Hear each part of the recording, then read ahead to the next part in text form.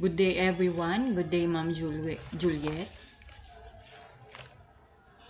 Today I am going to report about psychoanalytic theory which is in relation to Karen Horney. So what is intrapsychic conflict? So intrapsychic means being or occurring within the psych mind or personality, and the conflict is that it means an extended struggle.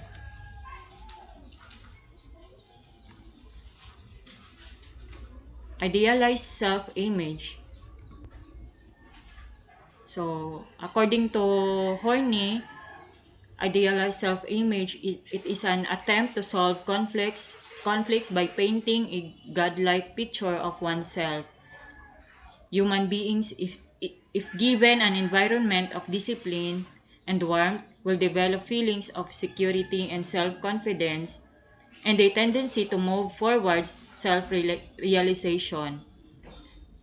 Feeling alienated from themselves, people need desperately to acquire a stable sense of identity. And also, according to Karen Horney, idealized self-image, these people endow themselves with infinite powers and unlimited capabilities. They see themselves as a hero, a genius, a supreme lover, a saint, a god, not a global construction.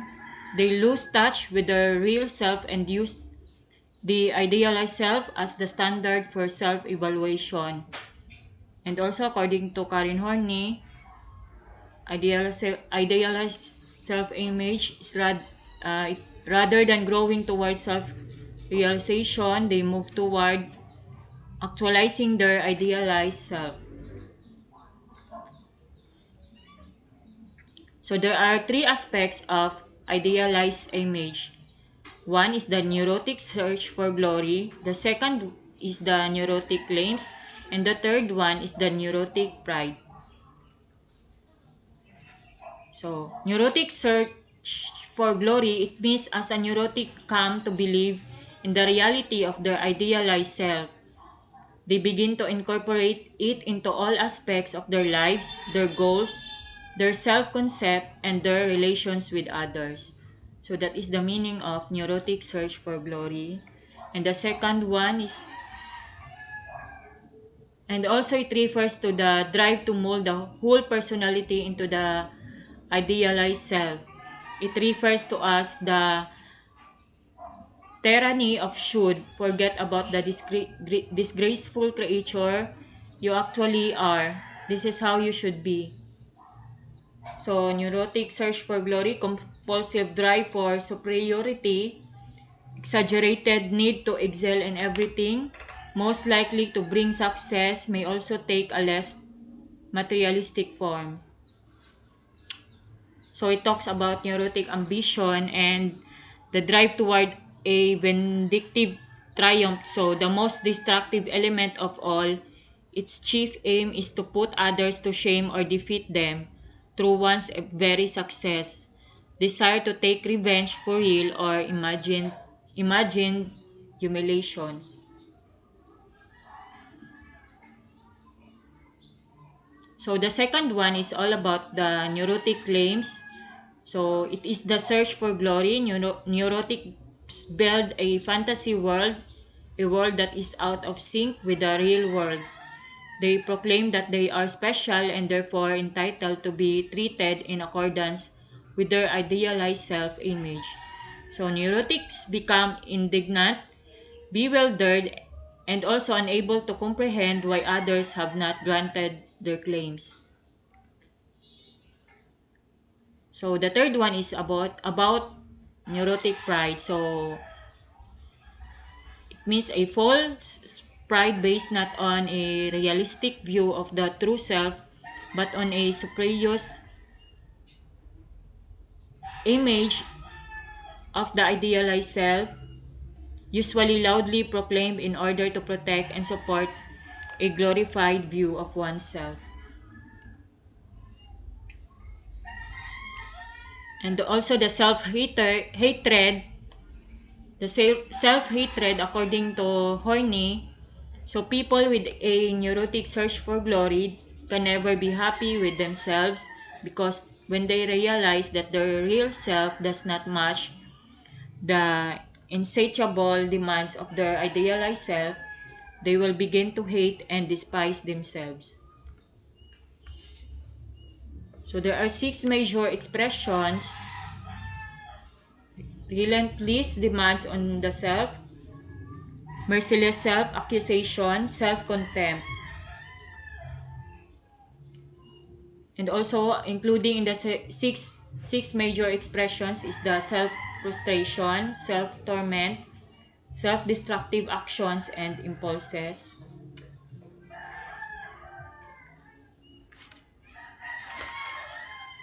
So we will go to the topic about feminine psychology. So feminine psychology, it means that psychic differences between men and women are not the result of anatomy but rather of cultural and social expectations.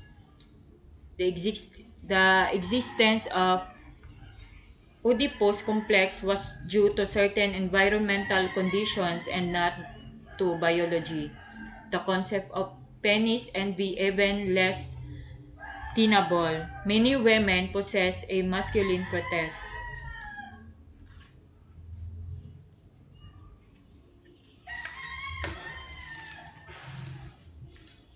So for Horney, psychic differences between men and women are not the result of anatomy, but rather of cultural and social expectations. Men who subdue and rule women and women who degrade or envy men do so because of the neurotic competitiveness that is rampant in many societies. So Horney's instead that basic anxiety is at the core of men's need to subjugate women and women's wish to humiliate men.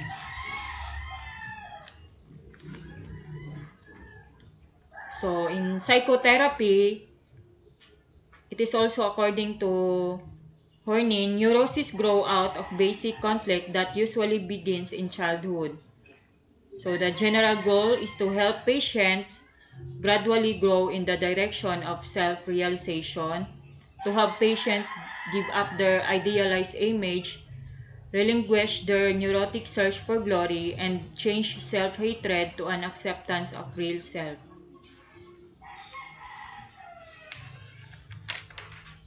So there are three neurotic trends. One is the love, second is the mastery, and the third one is freedom.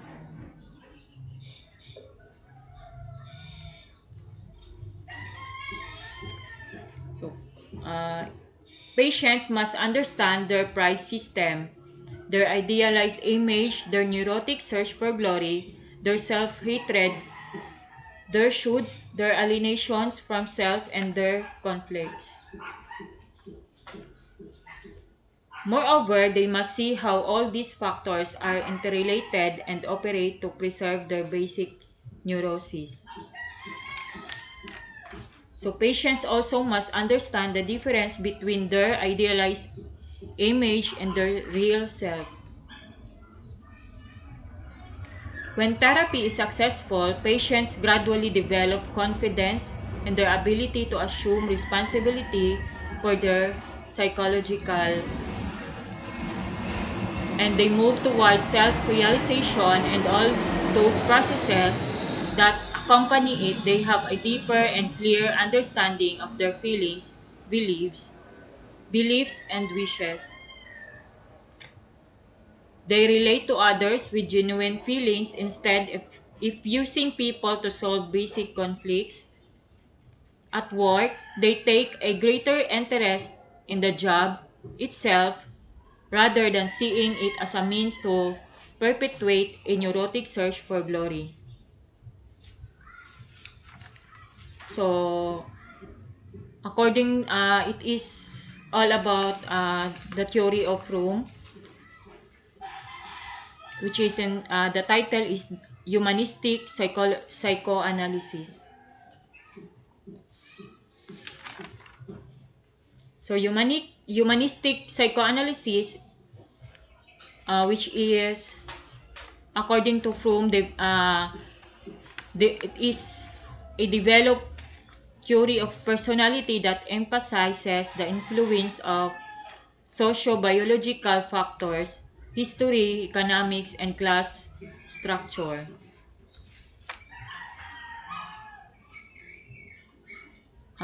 And also, it means that it is humanistic psychoanalysis assumes that humanity's separation from the natural world has produced feelings of loneliness and isolation, a condition called anxiety. Looks at people from a historical and cultural perspective rather than a strictly physio- physiological one. Psychological one. It is less concerned with the individual and more concerned with those characteristics common to culture.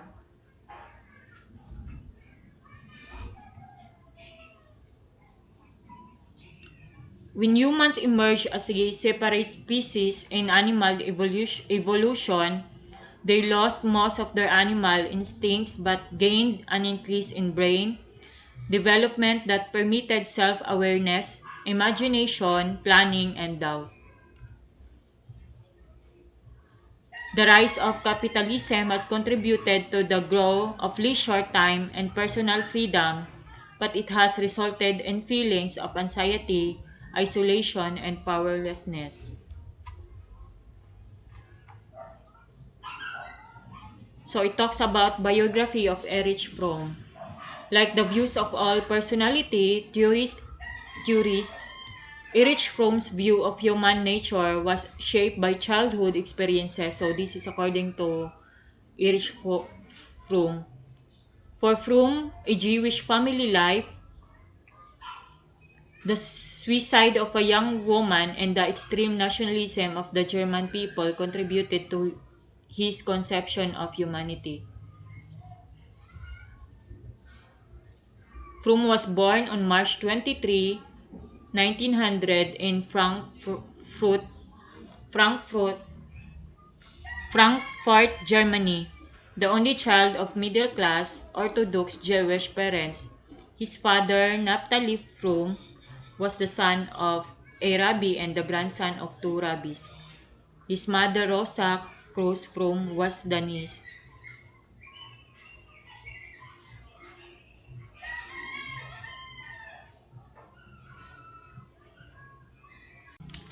So in this page, it talks about the biography of Erich Fromm's. And Fromm's early childhood was less than ideal. He recalled that he had very neurotic parents and that he was probably a rather unbearably neurotic child. He saw his father as being moody and his mother as prone to depression. Moreover, in two he grew up so Frooms grow up in two very distinct worlds. One, the traditional or Orthodox Jewish world, and the second, is the modern capitalist world. This split existence created tensions that were nearly unendurable, but it generated in Froome a lifelong tendency to see events more than one perspective. Like the views of all personality theories, Fromm's view of human nature was shaped by childhood experiences.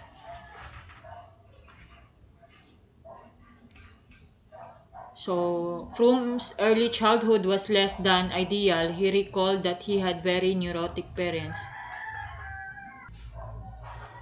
As Fromm read Freud, he began to learn about the about the Oedipus complex and to understand how such an event might be possible. Later, Froome would interpret the young woman's irrational dependence on her father is a non-productive symbiotic relationship, but in those early years, he was content with the Freudian explanation. So Froome was 14 when World War I began, too young to fight but not too young to be impressed by the irrationally, irrationality of the German nationalism that he had observed. Firsthand, he was sure that the British and French were equally irrational, and once again he was struck by a troubling question. How could normally rational and peace how could be how could normally rational and peaceful people become so driven by national ideologies, so intent on killing, so ready to die? When the war ended in 1918, I was a deeply troubled young man who was obsessed by the question of how war was possible, by the wish to understand the irrationality of human mass behavior, by a passionate desire for peace and international understanding. So during adolescence, Froome was deeply moved by the writings of Freud and Karl Marx, but he was also stimulated by differences between the two. As he studied more, he began to question the validity of both systems. My main interest was clearly mapped out. I wanted to understand the laws that govern the life of the individual man and the laws of society after the war. After the war, Froome became a socialist, although at the time he refused to join the Socialist Party. Instead, instead he concentrated on his studies in psychology, philosophy, and sociology at the University of Heidelberg, where he received his PhD in sociology at either age 22 or 25. Froome was such a private person that his biographers do not agree on many facts of his life. It's the continuation of the theory of Erich Froome's, which talks about the Froome's most basic assumption is that individual personality can be understood only in the light of human history. Froome believed that humans, unlike other animals, have been torn away from their prehistoric union with nature. So they have no powerful instincts to adapt to a changing world. Instead, they have acquired the facility to reason a condition Froome called the human dilemma. So, people experience this basic dilemma because they have become separate from nature and yet have the capacity to be aware of themselves as isolated beings. Froome referred to this as existential dichotomies because they are rooted in people's very existence. Humans cannot do away with these existential dichotomies. They can only react to these dichotomies relative to their culture and their individual personalities.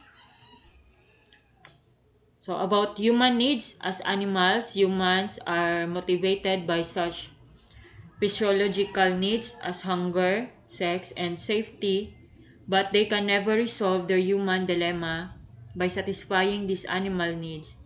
Only the distinctive human needs can move people toward a reunion with the natural world. These existential needs have emerged during the evolution of human culture, growing out of their attempts to find an answer to their existence and to avoid becoming insane. So, in human needs, in human needs, there are basic human needs. These include the relatedness, the transcendence, the rootedness, a sense of identity, and the fifth one is a frame of orientation. So relatedness, it is a relation with others. So the description of this relatedness is the relation with others, care, respect, knowledge, and the transcendence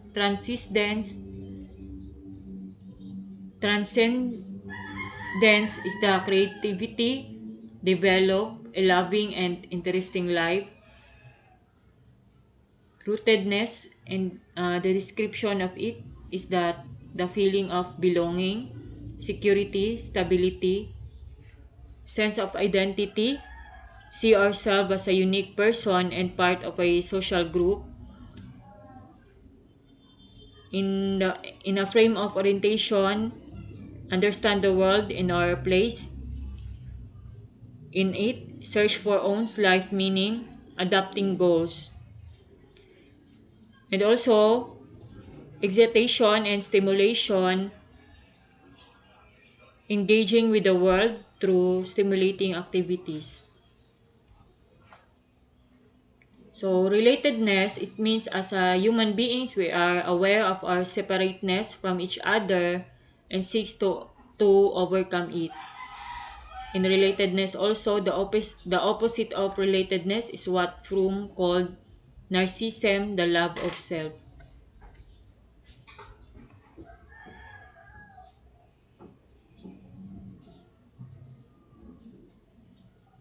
So, as we see in the picture, relatedness, it means that drive for union with other person or other persons. There is also a submission, a power, and a love.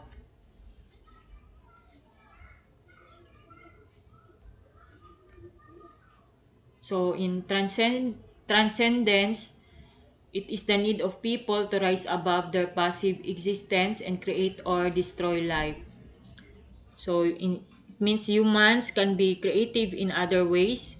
They can create art, religion, ideas, laws, material production, and love. But we can also transcend life by destroying it and thus rising above our slain victims. So in rootedness, we also need roots. We need to feel at home in the universe. The simplest version is to maintain our ties to our mothers. Rootedness, the need to establish roots to feel at home with the world. Influence of mother's rule. We also need roots. We need to feel at home in the universe even though as human beings, we are somewhat alienated from the natural world. The simplest version is to maintain our ties to our mothers. So we are rooted by in our mothers since we are in the womb of our mother. But to grow up means we have to live the warmth of our mother's love. To stay would be what Froome calls a kind of physiological incest in order to manage it in the difficult world of adulthood, we need to find new border roots. We need to discover our brotherhood and sisterhood with humanity. So in a sense of identity, so man may be defined as the animal that can say I. We need to have a sense of identity. So in a sense of identity, this need is so powerful that we are sometimes driven to find it. For example, by doing anything for signs of status or by trying desperately to conform. We sometimes will even give up our lives in order to remain a part of our group. But this is the only pretend identity, an identity we take from others instead of one we develop ourselves, and it fails to satisfy our need. So, in a frame of orientation, our need to understand the world and our place in it, our society, and especially the religious aspects of our culture often attempt to provide us with this understanding, like our myth, philosophies, and etc. etc. So there are really three needs about frame orientation. So one, a frame of orientation, almost anything will do. Even a bad one is better than none. So we want to have a good frame of orientation. And the third, we don't just want a cold philosophy or material science. Finally, we need to understand the world and our place in it. Again, our society and especially the religious aspects of our culture often attempts to provide us with this understanding. Things like our myths or our philosophies and our sciences provide us with structure. So in the burden of freedom, so freedom becomes a burden and people experience basic anxiety or a feeling of being alone in the world. As people gained more political freedom, they began to experience more isolation from others and from the world and to feel free from the security of a permanent place in the world. So, in Burden of Freedom, uh, to reduce the frightening sense of isolation and aloneness, people may adopt one or three mechanism of escape. One is the authoritarianism, tendency to give up one's nest independence and to unite with a powerful partner. It means that can take the form of either masochism or sadism. So the second one about it talks also about burden of freedom. So feelings of isolation, destructiveness,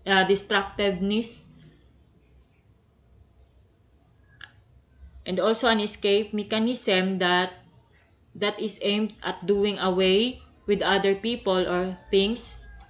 And the third one is the conformity, surrendering of one's individuality in order to meet the wishes of others.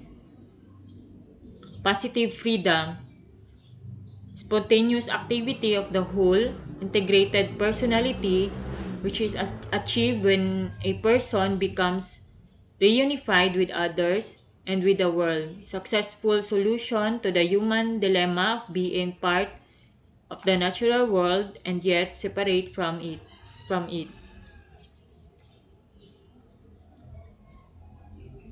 So the fear of freedom, the self-liberation versus society by Erich Fromm. So in a positive way, it includes the our environment, realization of the self, freedom to build social, no law and moral constraints, culture and society. So in the negative part is that environment, culture and society, law and moral constraints, accept social, no self-realization, freedom from.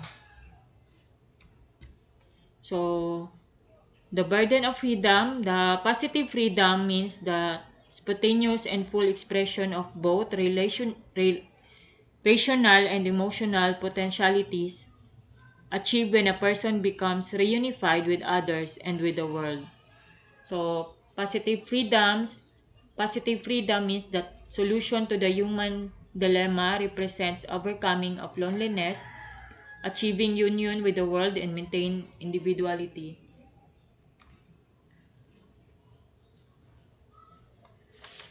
And also in the character orientations, the non-productive orientations is first receptive. It means that believe that the source of all good lies outside themselves and that the only way they can relate to the world is to receive things including love, knowledge, and material objects. Positive qualities include loyalty, trust. Negative qualities include passivity, submissiveness. And the second is that exploitative also believe, it means that it also believe that, meaning also believe that source of good lies outside themselves, aggressively take what they want rather than passively receiving it. Positive qualities include pride, self-confidence. Negative qualities include arrogance, conceit, and also conceit. So in character orientations, hoarding, it also includes hoarding, try to save what has already been obtained, including opinions, feelings, and material possessions. Positive qualities include loyalty. Negative qualities include obsessiveness, possessiveness, marketing, see themselves as commodities and value themselves against the criterion of their ability to sell themselves. Have fewer positive qualities than the other orientations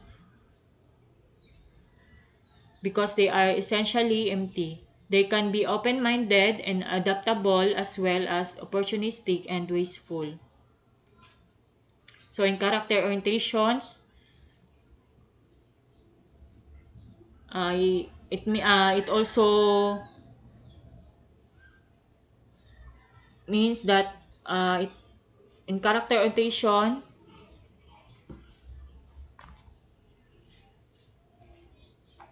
there is a productive orientation. Psychologically, healthy people work toward positive freedom through productive work, love, and thoughts. Productive love necessitates a passionate love of all life and is called biophilia.